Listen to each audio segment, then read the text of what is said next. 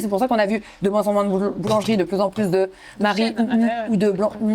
Voilà. Parce que si on avait donné la maîtrise du digital à ces personnes-là avant, peut-être que ça se serait passé beaucoup plus difficilement. L'éthique, ça démarre de nous. C'est-à-dire que moi, ça partait de ma vision. Quel est mon objectif? Parce que j'ai découvert par erreur que le digital était rentable. Moi, je ne m'entends plus avec mon associé. J'ai un gars qui me voit sur Insta, qui me dit mets-toi sur un...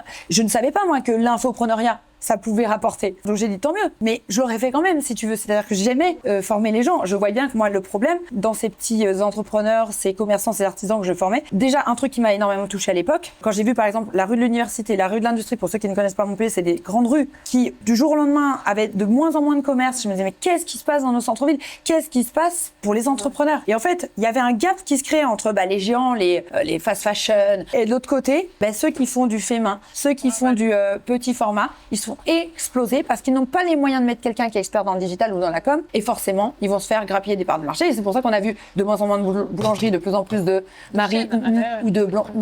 Voilà. Parce que si on avait donné la maîtrise du digital à ces personnes-là avant, peut-être que ça se serait passé beaucoup plus difficilement.